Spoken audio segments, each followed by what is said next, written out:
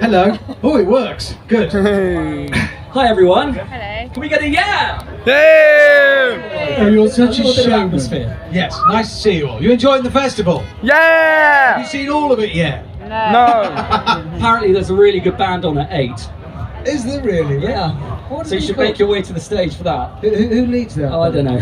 Some fella in You'll a soon hat. find out. Yeah, fair dues. So I actually have some questions. Can we first give it up for the absolute legend of this, Mr. Richard Hammond, ladies and gentlemen? Yay! You're embarrassing me.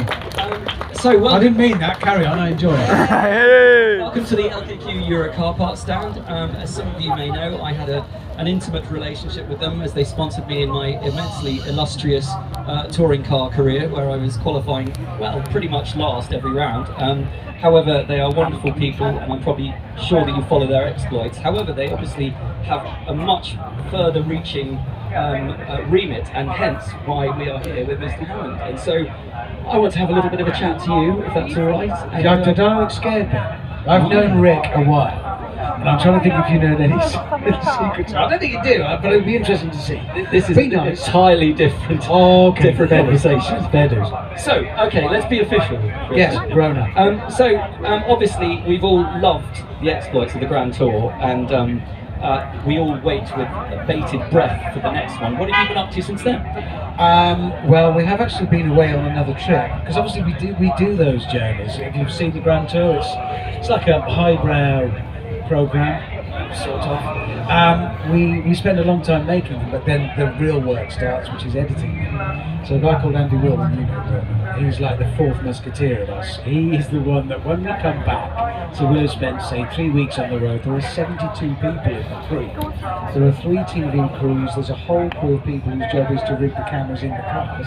So there's 5 cameras in each car running all the time. There's 3 crews. There's a drone crew. There are thousands and thousands of hours of footage that have to be gone through and edited.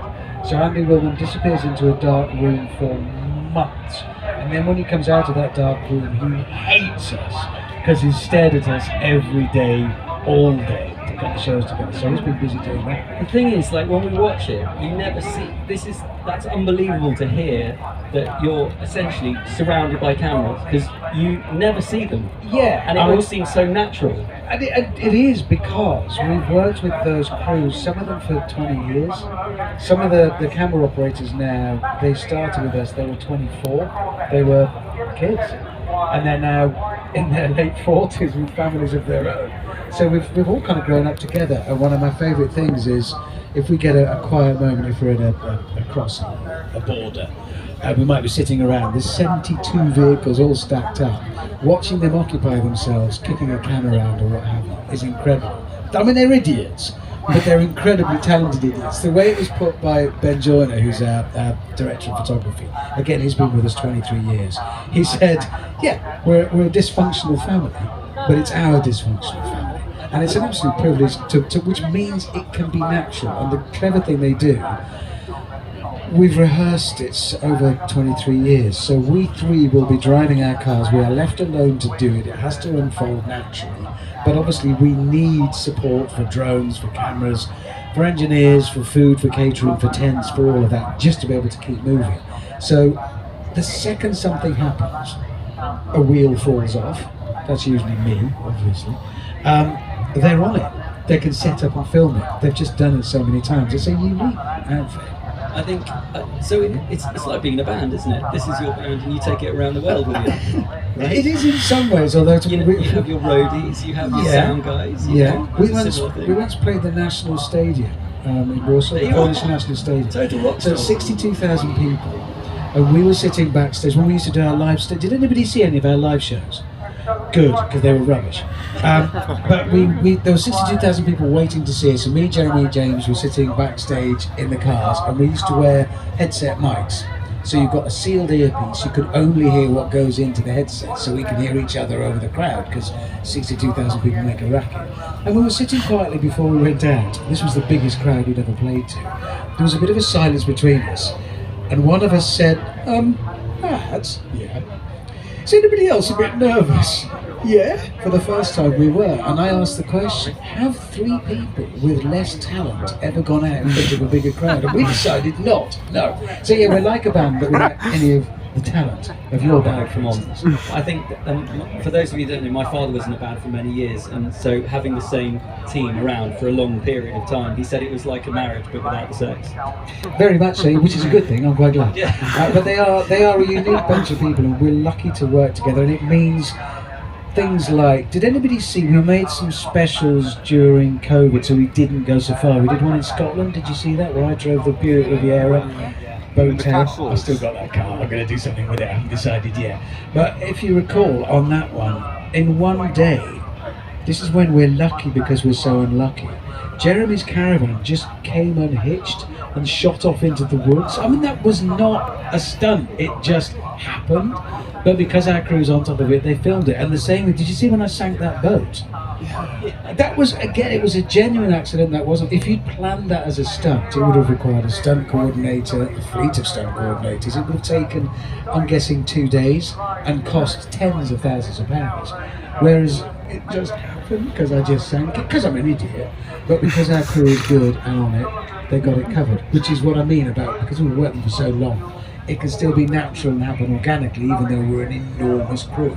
So that's really interesting. And but so with the crew, have you taken some of this? Brings me on to my next question. So the smallest cog, I think we can all agree, is absolutely amazing. Have you brought some of the crew over to that? And basically, for everyone else, tell everyone about it. And what can we expect from the smallest cog? I can't afford the crew for that one. It's only a little TV show. The smallest cog, which is over there somewhere, is it came about. It's kind of in my blood. My grandfather was a coach builder. He apprenticed as a cabinet maker, but he was a coach builder at Mulliners, and latterly he worked at Jensen. So it's kind of in my blood. And for 30 years now, I've worked commentating on other people's cars, commentating on the car industry. As a journalist, makes it sound more grown up. But I wanted to be part of it, really part of it. And it was simply that Neil Greenhouse, who's over there now, he had been restoring a couple of my cars, had done an E-Type for me and a Bentley. And whenever I wasn't working, I'd go over and see him in the workshop. He used to call it Fish and Chip Friday, so I'd nip over with the fish and chips and we'd just sit and talk about cars and how the job was going. And I went over one week and he was a bit glum. I said, "You all right, mate? No, I'm losing the workshop." What? They were developing the workshop he rented for the business. Now he wasn't in a position to start again and get another workshop. He was stuck. So I was, well, I can't have that. I need you to do my cars.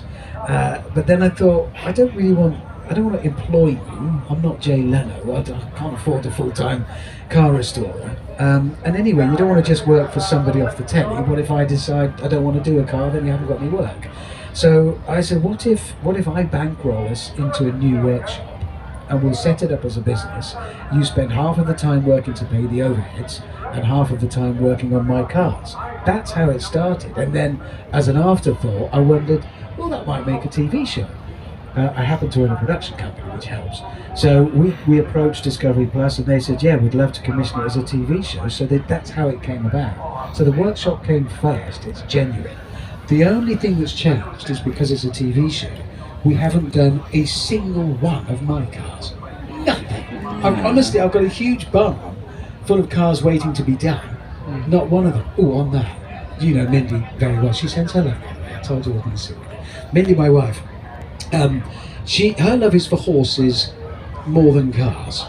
In our family, it divides. There's horses, that's her and my 2 daughters, Izzy and Willow, and cars, that's me on my own. I know. And I'd got planning permission from the council to put up a big barn at home for the first time to be able to keep all of my cars and motorcycles together. Yes, exactly. Ultimate man cave. What a dream. I know I'm a very lucky boy. I'm spoiled. I have been lucky. And I was going to put up a big barn. I had it all designed, all my cars, all my motorcycles. Yeah. More or less the day they were beginning work, Mindy withdrew the permission that mattered. Not planning permission, her permission. She just like one of those adverts where they say, apparently, do what you want didn't actually mean that. Yeah, well, exactly. So she saw the plans. I didn't think it was going to be that big. Well, yeah, there's a lot of cars and bikes to get in, so she withdrew her permission. So there was a small argument, which I lost. Then I sulked. And I sulked. Chaps, I'm sure who here is married? There's a few chaps, we sulk, let's be honest, let's be totally honest, more than wives, don't we? I think when I had a big old sulk, I got a good 2 week out of it. Then I had a brilliant idea. I thought, right, well, that's it. If I can't build a barn, I'm going to have to rent something. I'm going to have to rent a barn to keep my cars and bikes in, and I did. And it's 8 miles away. I know. She never goes in it. She's never been in it. She has no idea what's in it. So, and normally I would have to bring a car or a motorcycle home and try and justify it. Now, I can put whatever I like in it. It's rammed. It's absolutely heaving with cars, but they're all waiting to be restored, and all the guys are working on my TV show. Is it all classic? Because obviously I've got to this point in life as well, which we need to have a separate chat about, right? Where classics just evoke something special. I'm getting to that point where modern cars are wonderful and great, but they don't give you the sense of occasion that a classic does. I know what you mean, but then modernity changes. On that subject, I don't want to get heavy here, but I mean, we're all here, I'm guessing, we quite like cars. We think this is all right. We love what we're doing at this festival. We love the fun of them. They're a form of expression. They provide an incredible service for us. Everything that you want beyond shelter, whether that's food, a mate, resources, friendship, travel, adventure, all of those things require leaving your cave and require moving. That's why the car came about. I think it is the single most important thing we've ever invented. It's not going to go away. It is undergoing change, definitely, and it has to, but it's not going to go away. The thing for me right now, as a time to be a commentator on cars, when they first came about, they were a novelty for rich people, weren't they? Look, Carruthers is coming up the drive, but there's no horse in front of his carriage. How's he doing that? It was a novelty for rich people. Then they went on to shape and mould our world, and now we're reinventing them again because we can't be digging up any more fossil fuel and ruining the place for our children. However, we've already solved it. We have the solution. It won't be purely electric vehicles. Electric vehicles, absolutely a part of it. I've driven most of them and they're wonderful things, but it'll be a combination. Electric vehicles, hydrogen combustion, synthetic fuel completely. I was running my Mustang on it today, which means, you know, a car that's already built doesn't have to be rebuilt. What I'm trying to say is, there's never been a more exciting time. The newspapers would have us all think it's doom and gloom, the car's finished. It isn't. And so to the subject of what constitutes a classic, I view it like this. Those of us, and I'd include all of us in that, who consider ourselves car enthusiasts, and we all are we not? We've all been gathered round as if we're gathered round this endangered species, and we're all thinking, oh, what's going to happen? As it's polarising out into purely utilitarian, something to get you to school, work, wherever, fine, I don't mind. You press a button on your smartphone, an autonomous, anonymous box arrives that you don't own, and it takes you to where you want to go. That's fine. It's going to polarise out very soon, because a lot of people are looking at that and going, that's nice, but I quite like my old VW Polo. Ooh, I'm a car enthusiast. I didn't think I was. And they're going to want to keep it going, which means we are not going to dwindle in numbers. We're going to increase. And classic cars will come to mean anything that isn't an autonomous, anonymous box that you don't own. It might be a 5-year-old Vauxhall Corsa. It's a classic to somebody. My wife used to have I won't say the shade of brown she called it, but a Nova. Let's say chocolate brown. Yeah, let's say chocolate brown. And all she wants is for me to try and find her a Nova. She had a sticker in the back which said, "You've been done overed." Don't know. Yeah, atrocious. She's convinced that's a classic. I've yet to be convinced. But they are. I think I still can't find one. More and more people. And my daughter is Willow. You know Willow. She drives now. She's not remotely interested in cars. I know. She's not remotely. It's terrifying. Not remotely interested in cars. Never has been, because for her it's got to be 4 legs, hooves, not 4 wheels. But when I was talking to her about it, she said exactly that. Why would you like my VW Polo? She calls it Petunia and she loves it. And she's realising, oh, actually, I'm kind of a car enthusiast. And as it polarises out between the purely utilitarian, that's one side of it, the other side of it is this, and you, and everything that what we're doing here stands for. And it's never going away, it's going to intensify. So let's talk about dreams. Okay, I think we've all, I don't know whether you, but I'm on eBay pretty much every night with, as you've said before on a previous show, with an imaginary budget. Yep, got to be done. Every night. And you want to be careful. Do that after a gin. I once bought a Mini in a double bass. I did. It's bad realisation next door. I can't even get the double bass you know, in the Mini. Though people may not know, actually, Richard is an amazing musician. Genuinely, Sadly, he's I'm not. a really good I'm an bass appalling player. bassist. He's an amazing bass player, seriously. In fact, I might have to try and see if you want to get up later. Oh, But- hi. So, we've all had these dreams, okay? We've all had the car that we've always wanted to have. So you have one garage, it's gonna open. What's in it? One car. You've driven Kind of like everything. multi-story. And that's the problem, isn't it? Because you go, do you go old? Do you go new? Do you go... It's an impossible question when people have ever asked me that. Yeah. But this team said I should ask you that. Which Okay, would be the thank perfect you. car? Quite like to Sorry, bug thanks, it on fella. me. I don't know. I mean, it really depends on the day, doesn't it? And I'm sure we've all got dream cars. For me, I like a car that you can use. I don't like something that just sits in a garage. If you're going to own it, it's because you want to drive it. So I like it to be something I can drive. If it was modern, that's why I like 911s, because you can just use them and abuse them. That said, I like a Series 1 Land Rover. I love my old Mustang that I was driving around the track. I don't This is the problem. It's agony. It's Oh, horrific. William Metcalf's here with his Bentleys. He was following me in one of his vintage Bentleys, if you saw that. He rebuilds the 4.5 litres. They're absolute monsters. And he just uses them. We drove one the other week on this show, on synthetic fuel. Turned up at his place, and there's his car. And he just started it and left it outside ticking over. I wouldn't do that with my new Porsche. He just left it ticking over, so is he going to be alright? Yeah. It's just come back from an adventure across Mongolia, and it had just done a 24-hour race. And that was it, it just drove it. But they were so over-engineered. So I'd quite like a Bentley 4.5. It's not all going to fit in my garage. I love an E-Type. I mean, that straight 6, the original 3.8, is just... 356. Yes. Have you got one, by the way? I have. Did I? I don't. Did I possibly see I it? have. A bit like me, it's a tribute. Is it a act. Chesil? Yeah, it's a Chesil. I did see it. Yeah. It doesn't. It's a beautiful It's thing. I brilliant. saw when I came in. It's at the back of the There's main stage. nothing wrong with kit cars. I keyed it. I didn't key it. I did see it behind the main stage. It's a beautiful little car. But this is what I was saying. It's about sense of occasion, and it doesn't matter whether it is. For me, it was. I always wanted to get a 356. Could never afford one, but a Chesil started to get into my price range, and no matter how bad a day you've had, whatever's happened, if the sun's out and I put the roof down on that and go for a drive, it's the best day in the world, and I feel very privileged to have one. So this leads me on to one other thing, because I'm actually genuinely interested in this with the restoring and stuff like that.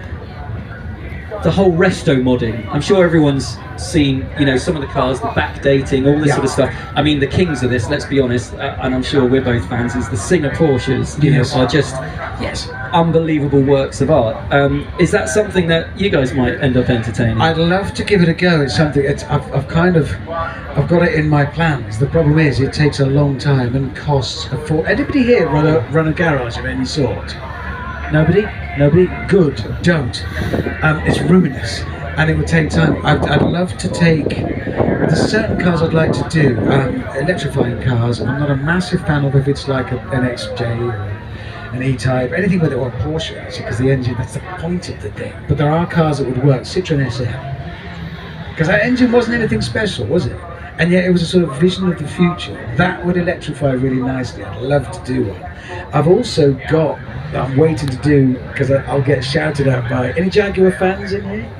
Yeah, a couple of nods. Like an XK120? Right, well, Electrifying it. No. Okay, No, I was I'll about leave to that. say, But sacrilege. I would resto mod it. I've got an XK120 open two-seater that I bought cheap. It's not a special car, no history with it. It's just a very ordinary one. So I wouldn't be spoiling anything special. I'd like to reimagine that. I'd like to extend the front fenders over. I'd like to give it a waist. The guys put their heads in their hand every time I talk about it, but I want to chamfer it in slightly and give it a little bit of give it some hips. It's so exciting. I'd probably be shot by the XK120. No. I bet I would be. I would be. The purists, but that's Yeah, the furious. constant debate. Yeah, that's isn't it? great, though. Which is one of those things. So, I mean, two more questions. Sorry. It's quite painless. Are we still awake? Are we still awake? So basically, we're just having a chat. Look, he's definitely going over. I've just talking. We're just having a chat. Let's be honest. We haven't seen each other for a long We time. would be doing this anyway, to be fair. I haven't seen you in ages. Do you know he flies a helicopter as well? How cool is that? Yeah, I'm no good at that either, but I always Anyway. manage to land it the right way up, unlike my cars. So, okay, we're all car enthusiasts, that's why we're here. If you had one bit of advice to give anyone, whether I guess it's buying, selling, restoring, anything, what would be the best bit of advice, either that you've had or that you would give someone? I mean, that's another amazing question, isn't it? No, it's impossible. Only that if you do love cars, don't worry, it's not going away, because the fact that they've come to stand for what they stand for as a means of expression is because they're such important things to us. And if you want to signal something, and it might actually be modesty, humility, it doesn't have to be a big brash 50s Americana. It can be that you want to signal, I mean, there's what's cooler. Morris Maxey.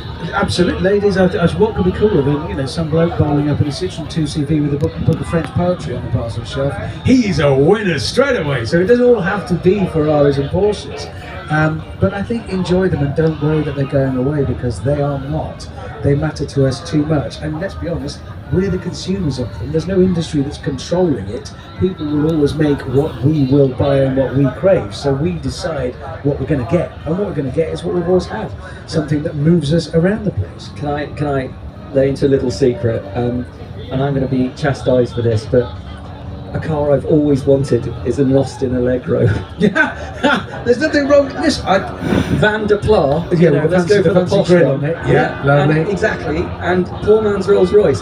When I was a kid, as someone at school, their parents had one, and so I stayed at their house, and they regularly sort of take me to school, because let's be honest, my parents were mental, so it was probably safer that I was somewhere else. Yeah. And but this car was so smooth, you were just bouncing in the back, and I thought a square steering wheel was the coolest thing I'd ever seen. The Quartic steering wheel. It was amazing. Who thought that was a good idea? But there's something about a humble car. I mean, over there is little Oliver, the yellow Opel Kadett I drove across Botswana, and if you've seen on our stand, his girlfriend, Olivia. Did you not see? Right, about 6 months ago, I got an email from a guy called Jenico, South African airline pilot, and he said, "Oh, Richard, I've got Olivia." What? He said, "I've got Olivia," and he sent me this photograph of this bright red Oliver, 1962 Opel Kadett, also from Joburg, where Oliver came from. And I was, brilliant. He said, "Would you be interested in buying it?" And I thought, oh, here we go. Yep, I would, and this is going to hurt, isn't it? But actually, he was incredibly reasonable. He asked me he asked for a very fair price for it, because he said he wanted it united with Oliver. So we've brought her along today, because we thought, this being a family type of event, it was the right thing to do. So Olivia is over there. We put the engine in this morning, although the engine fought back. It was supposed to take 20 minutes, it took an hour and a half. But it's now in. They're busy prepping the paint where they can. We can't paint it here, but actually we can cut and polish that back. It'll look great. So by tomorrow, hopefully, wheels will be back on, exterior trim back on, interior in, engine in and running. And I'm going to drive it around the track with Oliver. So all being well, they'll go around together. Amazing. Well, I think we'll all give that a massive round of applause. Well, we haven't done it yet. No pressure. Oh no! The pressure's on the guys. They're over there working on it now. Right. So finally, what's next, Rich? For me? Well, I thought I might make it over to the beer tent. Oh, I see. You mean in life? I think we'll all be in the beer tent soon. I'm very lucky to work in the media. I've been 30 years, 35 years since I started in radio. I adore it as a job. Like the car industry, it's undergoing huge change, but that's nothing to be scared of. One of the production companies going well. Drive Tribe that I took over and now run is absolutely exploding, and it's the right time for it, because it's all about a community of like-minded people, and it's totally thriving. We're gathering on there, so we might start doing live events if we can afford a band. Really? Yeah, so you can aye. Yeah, I'd love to. So I'm going to continue growing Drive Tribe, because I think it's a really exciting time for people who love and enjoy cars in whatever way and whatever kind of cars. Absolutely. To gather together. So yeah, I'm going to keep doing what I do. I think that's the overriding message, is the fact that we all have a passion for something, and there's no right, there's no wrong, there's no expensive, there's no cheap. It's just what it means to you as a person. Doesn't matter what car it is, and that's what brings us to an amazing event like this. I think it's a beautiful thing that we can have some great music, hopefully, but see some beautiful cars. We get to come and hang out with wonderful people like yourself and all of you guys, and be here on the LKQ Euro Car Parts stand. So thank you for hosting us, and I hope you all have a wonderful, wonderful weekend. And like I said, I'm on stage at 8 p.m. But firstly, and lastly,